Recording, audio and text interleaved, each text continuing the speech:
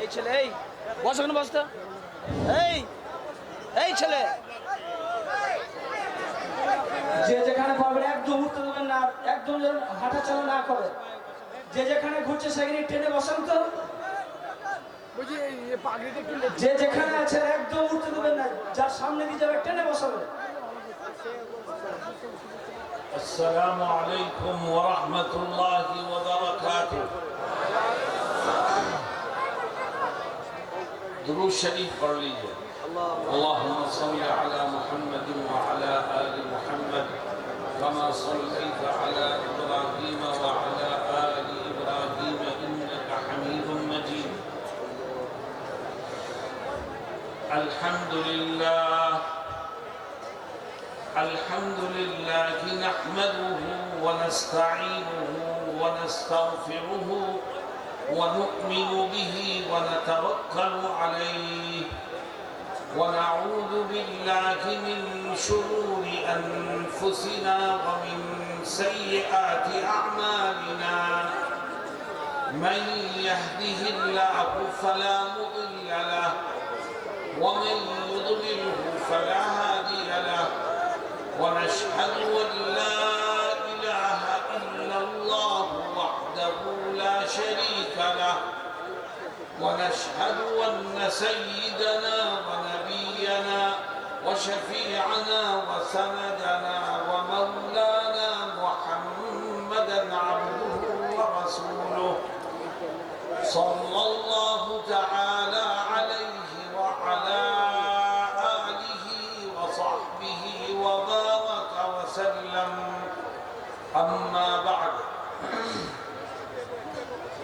أعوذ بالله من الشيطان الرجيم. بسم الله الرحمن الرحيم. كل نفس ذائقة الموت وإنما توفون أجوركم يوم القيامة. فمن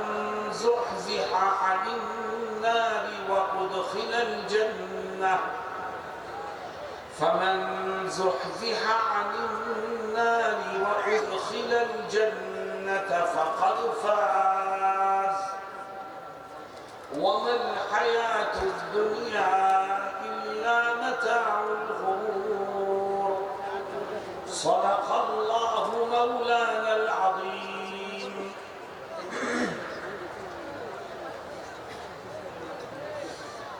حضرات علماء کرام، معزز حاضرین، دوستوں اور ساتھیوں، اللہ رب العزت نے ہمیں اور آپ کو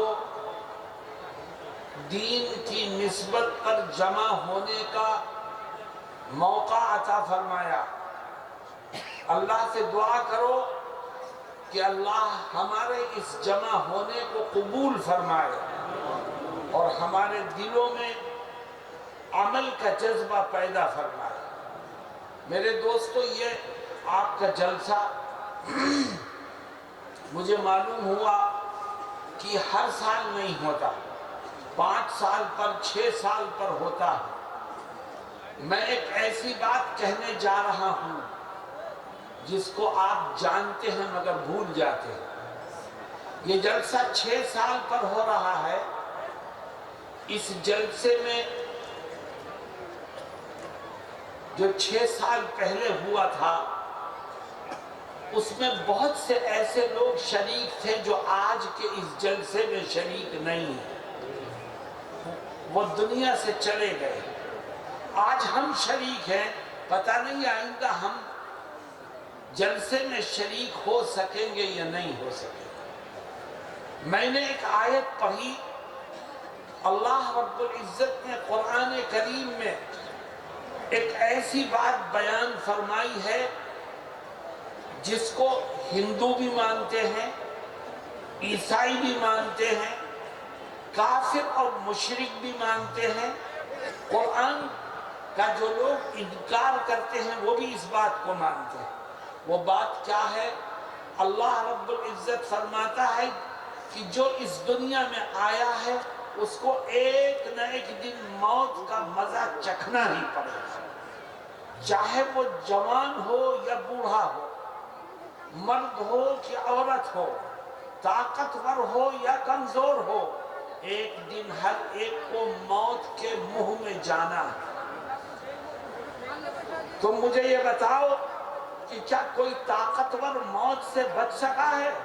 بولو بھائی، کیا کوئی مالدار موت سے بچ سکا ہے؟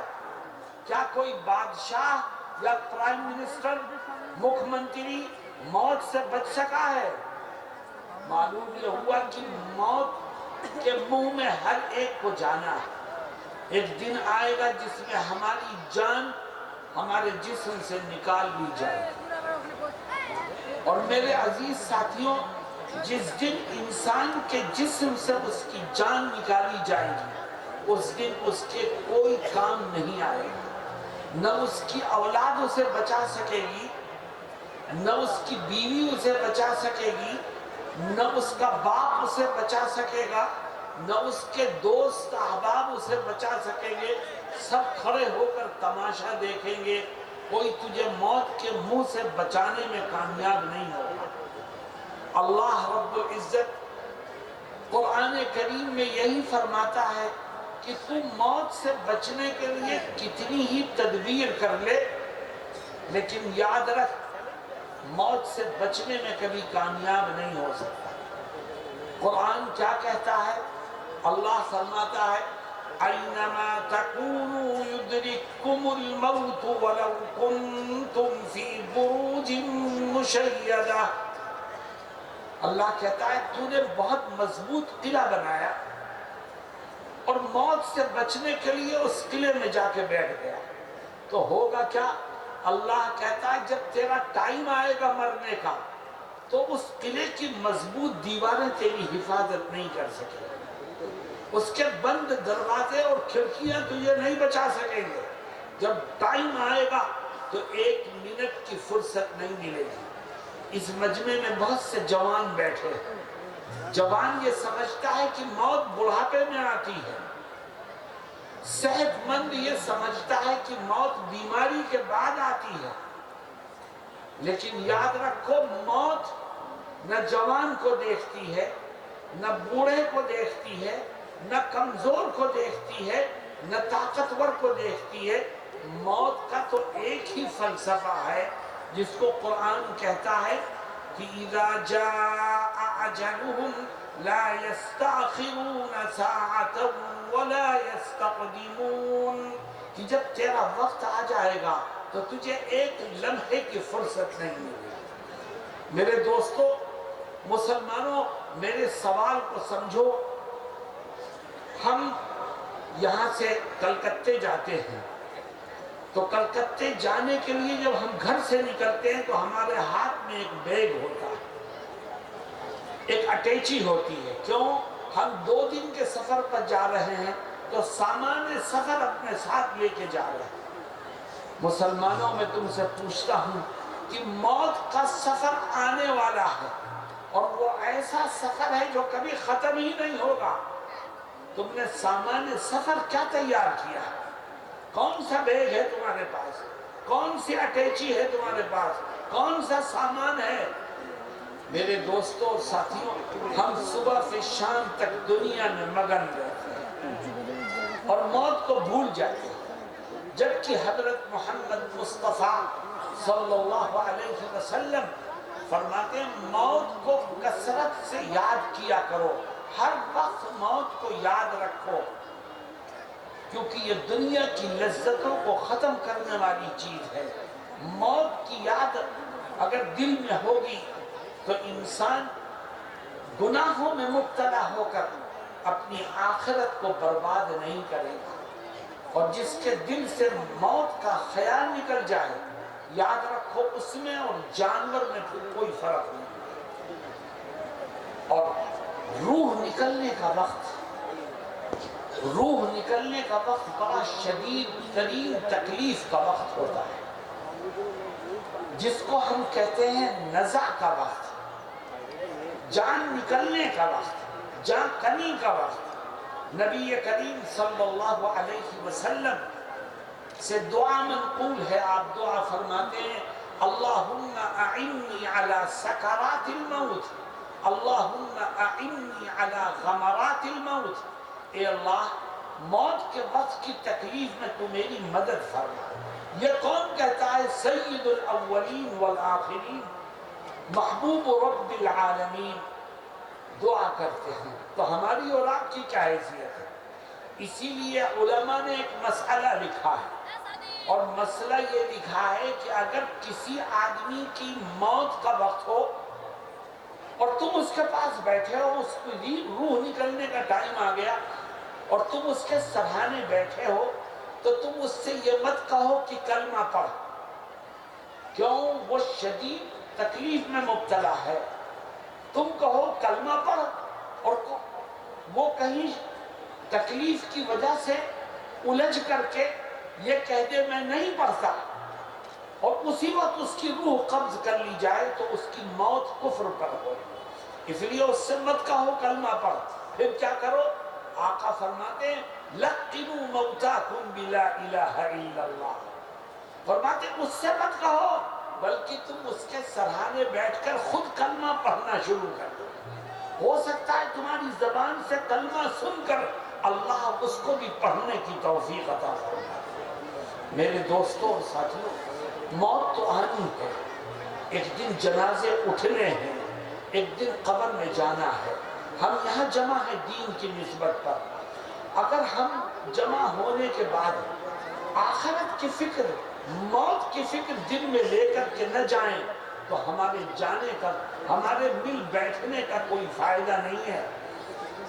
میں آپ کو ایک حدیث سناتا اور اس حدیث کو سن کر کے اپنی زندگیوں کو سنبھالنے اور سدھارنے کی کوشش کریں۔ نبی کریم صلی اللہ علیہ وسلم کیا فرماتے ہیں؟ کہتے ہیں جس دن انسان کے جسم سے جان نکلتی ہے وہ تین چیزوں کو چھوڑتا ہے، اور دیکھو قبر میں اس کے ساتھ ان تین چیزوں میں سے کون سی چیز جائے گی؟ فرماتے ہیں نمبر ایک، جس دن انسان مرتا ہے وہ اپنے مال و دولت کو چھوڑتا ہے۔ نمبر دو، جس دن مرتا ہے وہ اپنے رشتہ داروں کو چھوڑتا ہے۔ نمبر تین، جس دن مرتا ہے وہ اپنے اعمال کو چھوڑتا ہے۔ اب ہم غور کرتے ہیں اس بات پر کہ ہمارے ساتھ قبر میں ان تینوں چیزوں میں سے کون سی چیز جائے گی؟ آقا فرماتے ہیں کہ تو مر گیا، جیسے ہی تجھ کو نہلا کر کے کفن میں لپیٹ کر تیرا جنازہ گھر سے باہر نکالا گیا، سمجھ لے کہ اسی وقت مال و دولت نے تو تیرا ساتھ چھوڑ دیا۔ تیرے جنازے کے ساتھ روپے کی گڈیاں نہیں جائیں گی، الماری کی چابیاں نہیں جائیں گی، بینک کی کاپیاں نہیں جائیں گی، کفن میں جیب ہوتی ہی نہیں، تیری جیب میں کچھ رکھا ہی نہیں جا سکتا۔ تو جیسے ہی جنازہ گھر سے باہر نکلا، نبی کریم صلی اللہ علیہ وسلم فرماتے ہیں تو کروڑ پتی تھا، تو لکھ پتی تھا، تو پونجی پتی تھا، لیکن ساری پونجی گھر میں رکھی رہ گئی، صرف دو کپڑوں میں لپیٹ کر تیرے جنازے کو گھر سے باہر نکال دیا، مال و دولت نے تو یہی ساتھ چھوڑ دیا۔ اب تیرے رشتہ دار ہیں جو تیرے جنازے کو اٹھا کر قبرستان کی طرف چلتے ہیں، نبی کریم صلی اللہ علیہ وسلم فرماتے ہیں جب لوگ جنازے کو لے کے چلتے ہیں تو مرنے والا بولتا ہے۔ تو بھئی تم نے کسی مرنے والے کی آواز سنی ہے؟ بولو بھئی، ہم نے نہیں سنا بولتے ہوئے اسے، لیکن ہمارے آقا کہتے ہیں کہ وہ بولتا ہے۔ اگرچہ ہم نے نہیں سنا، لیکن ہمارا ایمان ہے کہ جب آقا نے کہہ دیا ہے تو یقیناً وہ بولتا ہوگا۔ چنانچہ نبی کریم صلی اللہ علیہ وسلم فرماتے ہیں جب نیک آدمی کا جنازہ اٹھایا جاتا ہے اور لوگ اس کو قبرستان کی طرف لے کے چلتے ہیں تو وہ بولتا ہے، کہتا ہے مجھے جلدی سے میری آخری منزل تک پہنچاؤ، مجھے جلدی سے وہاں پہنچاؤ جہاں میرے رب نے میرے لیے جنت کی نعمتوں کو تیار کر رکھا ہے۔ خوشی خوشی وہ جنازہ قبرستان کی طرف چلتا ہے، اور جب کسی گناہگار کا جنازہ اٹھتا ہے تو رشتہ دار اس کو کندھے پر لے کے قبرستان کی طرف چلتے ہیں، اور یہ مرنے والا چیخنا چلانا شروع کرتا ہے، کہتا ہے مجھے کہاں بربادی کی طرف لے جا رہے ہو، کہاں ہلاکت کی طرف لے جا رہے ہو، کہاں جہنم کے عذاب کی طرف لے جا رہے ہو۔ لیکن کوئی اس کی آواز نہیں سنتا، اور لوگ اسے قبرستان میں پہنچا دیتے ہیں۔ میرے دوستو، قبرستان تک تیرے رشتہ دار تیرے ساتھ جاتے ہیں، اور قبرستان پہنچ کر میت کو، جنازے کو قبر کے کنارے رکھا جاتا ہے، اور اس کو اتارنے کے لیے قبر میں 2 آدمی نیچے اترتے ہیں، بقیہ سب کنارے کنارے کھڑے رہتے ہیں، کوئی نہیں اترتا۔ 2 آدمی اترتے ہیں جو سہارا دے کر میت کو قبر میں اتار دیتے ہیں، اور جب میت کو قبر میں لٹا دیا تو وہ 2 جو نیچے گئے تھے وہ بھی اوپر آ جاتے ہیں۔ اب دیکھ، تیرا بھائی بھی کھڑا ہے، تیرا باپ بھی کھڑا ہے، تیرا دوست بھی کھڑا ہے، تیری اولاد بھی کھڑی ہے، لیکن کوئی بھی تیرے ساتھ دفن ہونے کو تیار نہیں۔ سارے رشتہ دار باہر کھڑے ہیں، اور تجھے تنہا قبر میں لٹا کر کے منو مٹی کے نیچے لوگ تجھے دبا دیں گے۔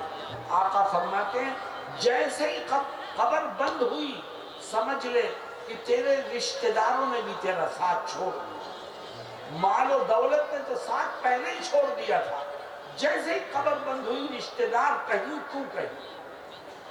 پھر ہوتا کیا ہے؟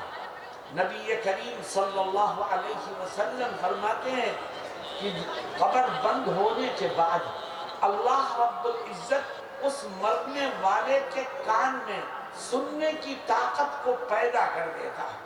چنانچہ وہ کیا کرتا ہے؟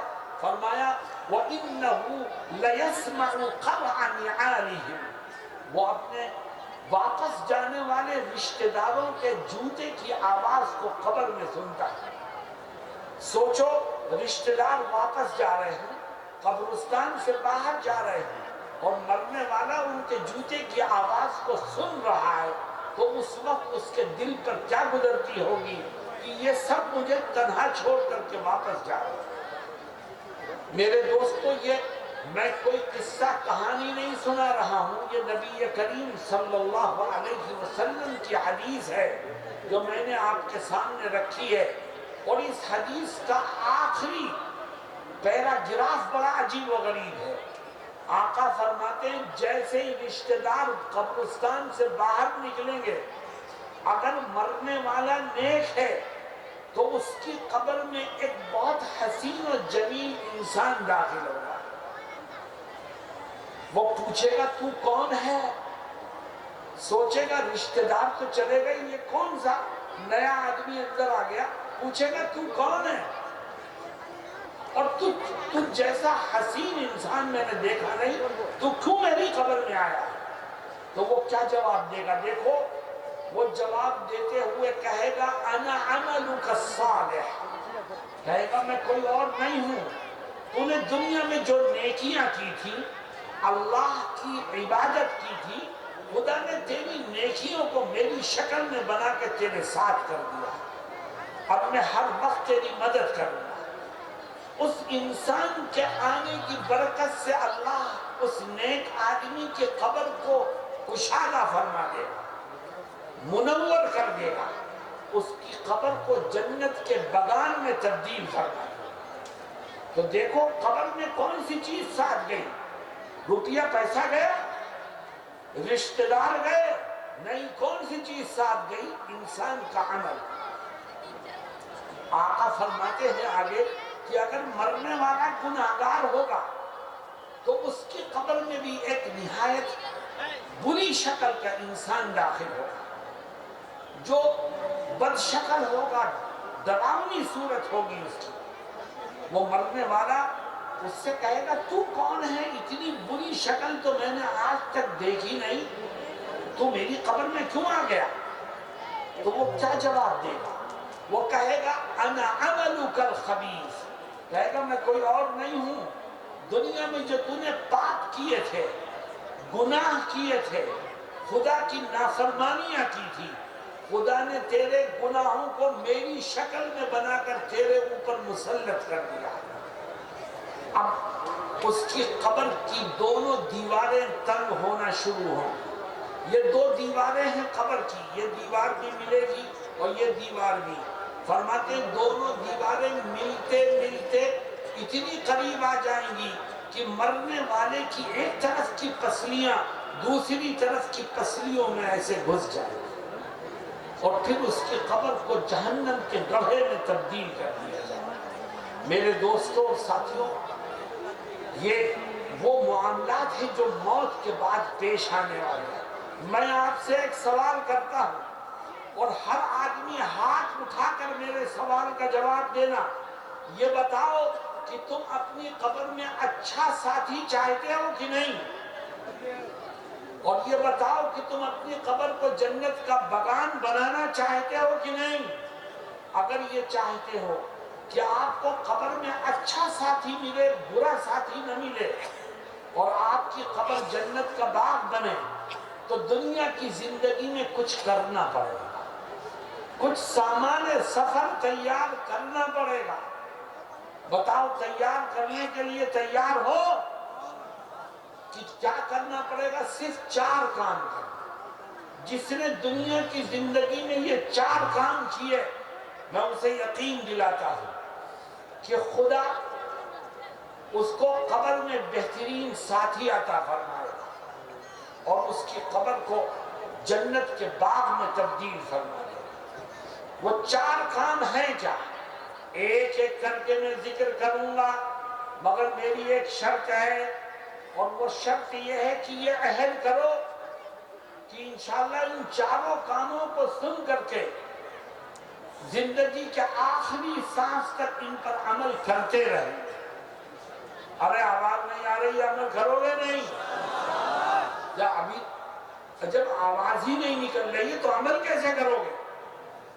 زور سے کہو کہ انشاءاللہ عمل کریں گے۔ میرے دوستوں، یہ 4 کام ہیں اور ان کو غور سے سن کر کے دل و دماغ میں بٹھاؤ اور عمل کا جذبہ دلوں میں پیدا کرو، تو انشاءاللہ قبر میں پہنچو گے تو اللہ وہاں تمہارا استقبال کرے گا اور جنت کی نعمتوں کو نچھاور کر دے۔ سب سے پہلا کام، اگر یہ چاہتے ہو کہ قبر میں اچھا ساتھی ملے اور قبر جنت کا باغ بن جائے، تو سب سے پہلا کام یہ کرو کہ آج سے یہ طے کر لو کہ انشاءاللہ زندگی کے آخری سانس تک روزانہ 5 ٹائم کی نماز پابندی سے پڑھتے رہیں گے۔ جو روزانہ پابندی سے 5 ٹائم کی نماز پڑھتے پڑھتے پڑھتے پڑھتے دنیا پہ جائے گا، خدا اس کو قبر میں بہترین ساتھی عطا فرمائے اور اس کی قبر کو جنت کا باغ بنا دے گا۔ یہ اتنا بڑا مجمع یہاں جلسے میں بیٹھا ہے، جلسے میں بڑے شوق سے آتے ہو اور مسجد میں جاتے ہوئے حالت خراب ہوتی ہے۔ جلسے میں آنے پر جنت کا وعدہ نہیں ہے، نماز پڑھنے پر جنت کا وعدہ ہے۔ تو آج سے طے کرو کہ روزانہ 5 ٹائم کی نماز پڑھیں گے انشاءاللہ۔ اس مجمع میں افسوس سے اپنے دل کا دکھ آپ کے سامنے رکھتا ہوں، اس مجمع میں بہت سے لوگ وہ ہوں گے جو صرف جمعے کی نماز پڑھتے ہیں، بقیہ کوئی نماز نہیں پڑھتے، اور اس مجمع میں بہت سے لوگ ایسے بھی ہوں گے جو نماز پڑھتے ہیں، روزانہ پڑھتے ہیں، لیکن حال یہ ہے کہ کسی دن 2 پڑھی 3 چھوڑ دی، 3 پڑھی 2 چھوڑ دی، عشاء پڑھے بغیر سو گئے اور فجر میں پڑھے سو رہے۔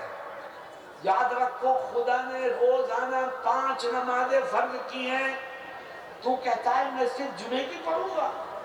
خدا نے 5 نمازیں فرض کی ہیں، تو کہتا ہے میں صرف 2 پڑھوں گا یا 3 پڑھوں گا۔ تو یاد رکھو جو 2 پڑھتا ہے یا 3 پڑھتا ہے یا جمعے کی پڑھتا ہے، وہ خدا کے حکم کا مذاق اڑاتا ہے۔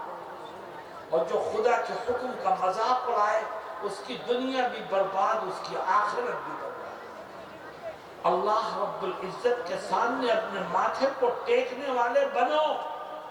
اور میں ان نوجوانوں سے، مسلمانوں سے کہتا ہوں جو بزنس کرتے ہیں، دکانوں پر بیٹھتے ہیں، کاروبار کرتے ہیں، تم سب کچھ کرو مگر نماز کو مت بھولو، تو خدا تمہیں اپنے نیک اور صالح بندوں میں شامل کرے گا۔ اللہ رب العزت قرآن کریم میں کچھ لوگوں کی تعریف کرتا ہے اور کیا فرماتا ہے؟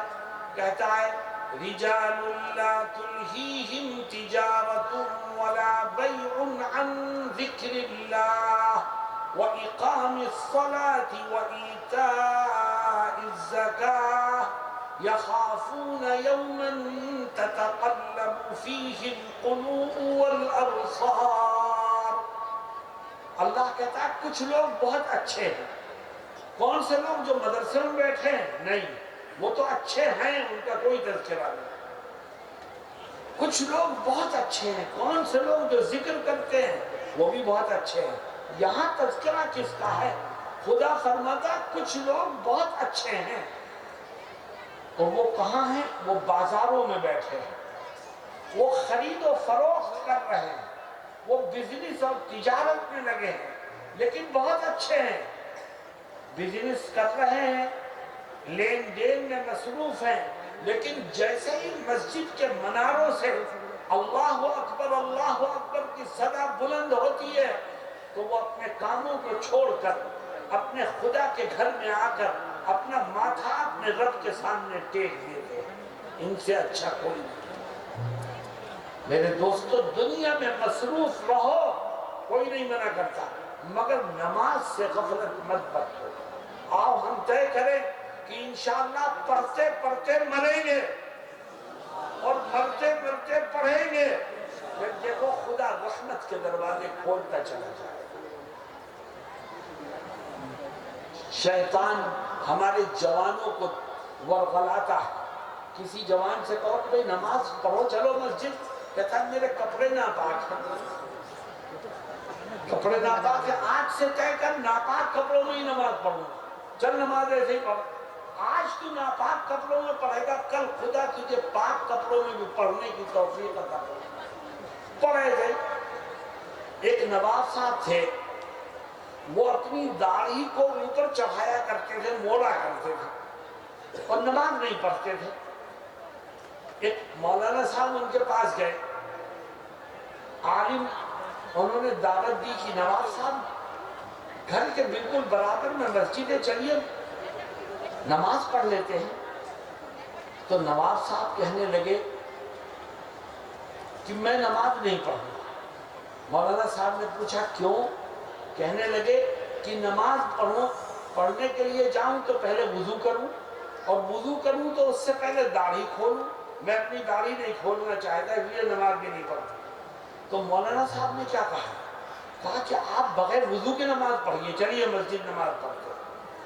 ان کا ہاتھ پکڑا، اپنے ساتھ مسجد لے گئے، تو نواب صاحب مسجد میں آ گئے۔ اب ان کا دل ملامت کرتا ہے کہ یار مسجد میں اتنے لوگ سب وضو کر کے آئے، میں بغیر وضو کے۔ اللہ نے انہیں توفیق دی، مسجد آئے اور پھر خود ہی ایک کونے میں جا کر وضو کیا اور باوضو پاک و صاف ہو کر کے نماز پڑھی، اور پھر اس دن سے مرتے دم تک ان کی کوئی نماز قضا نہیں ہوئی۔ تو یہ تو شیطان ورغلاتا ہے ہمیں۔ شیطان کو لات مارو، مسجد میں پہنچو، ہر نماز کے لیے پہنچو، اپنے کاموں کو چھوڑو، پہنچو۔ ایک دو مرتبہ آپ کو اپنے آپ سے جنگ کرنی پڑے گی، ہمت اور حوصلے سے کام لینا پڑے گا، پھر انشاءاللہ آپ کو بغیر نماز کے چین ہی نہیں پڑے گا، خدا آپ کو نماز کا عادی بنا دے گا۔ کیوں بھئی؟ اس پر عمل کریں گے انشاءاللہ۔ نمبر 2، اگر یہ چاہتے ہیں کہ خدا آپ کو قبر میں اچھا ساتھی نصیب فرمائے اور آپ کی قبر کو جنت کا باغ بنا دے، تو ایک دوسرا کام بھی کرو، اور وہ دوسرا کام یہ ہے کہ آج سے طے کر لو عہد کر لو کہ انشاءاللہ زندگی کے آخری سانس تک جو لقمہ میرے پیٹ میں جائے گا وہ حلال کا ہوگا۔ اگر تمہارا کھانا حلال ہے، تمہارا کاروبار حلال ہے، تمہاری آمدنی حلال ہے، تو اللہ اس کی برکت سے تمہاری نمازوں کو بھی قبول کرے گا، تمہارے روزے بھی قبول کرے گا، تمہارا حج بھی قبول کرے گا، اور تمہیں جنت میں ٹھکانہ نصیب کرنا ہے۔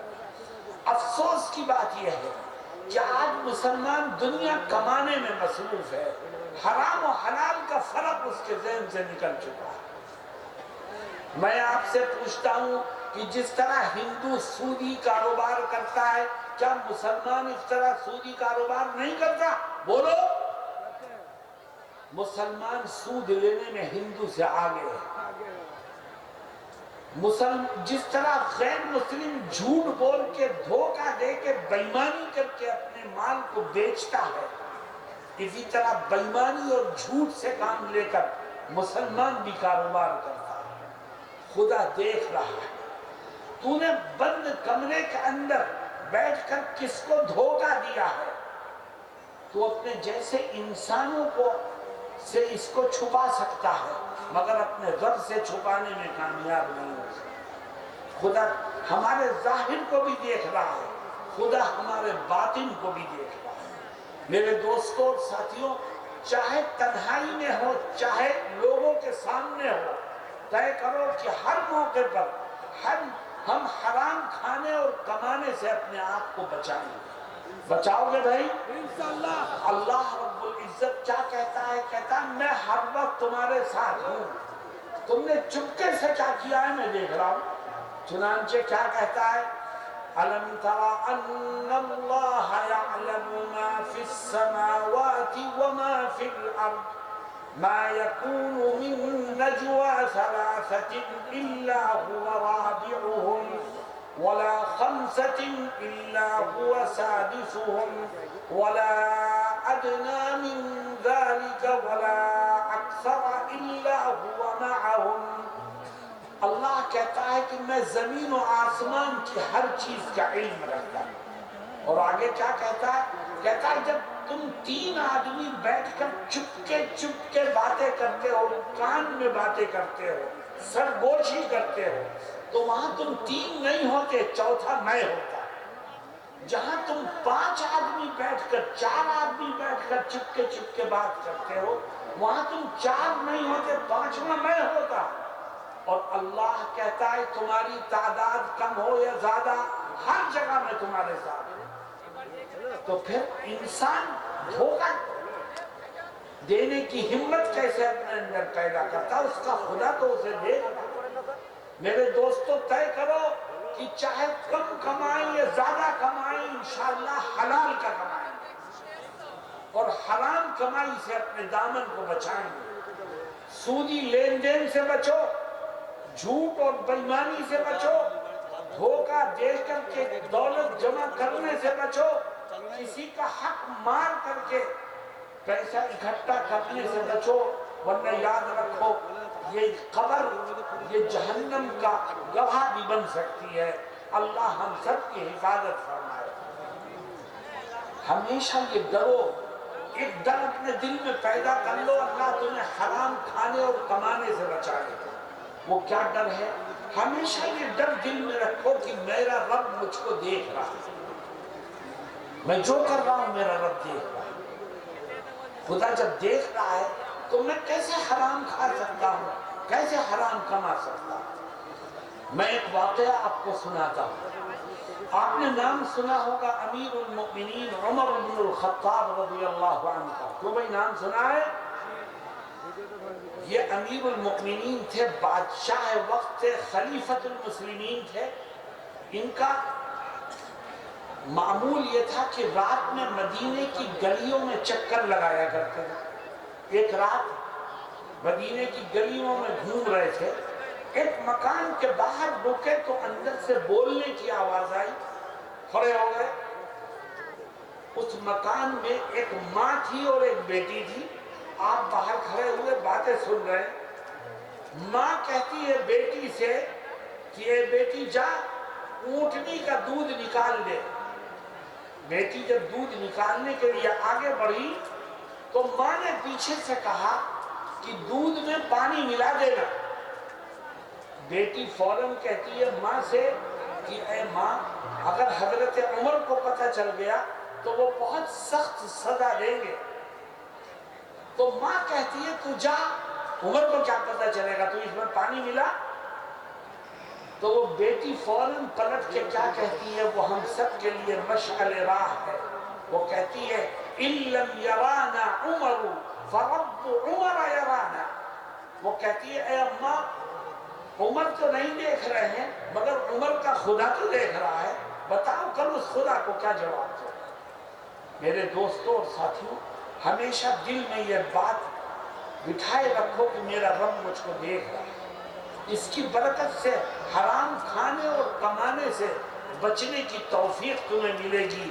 اللہ ہم سب کو اپنی مرضیات پر چلنے کی توفیق عطا فرمائے. کیوں بھئی اس پر عمل کرو گے انشاءاللہ؟ تھوڑا کماؤ یا زیادہ کماؤ، حلال کا کماؤ. اور جب تم حرام کو چھوڑو گے تو اللہ رب العزت رزق حلال میں برکت عطا فرمائے. اور قرآن کریم میں اللہ دو وعدے کرتا ہے جس سے اس شخص سے جو اللہ کے ڈر سے حرام کو چھوڑے تو اللہ اس سے دو وعدے کرتا ہے. فرماتا ہے وَمَن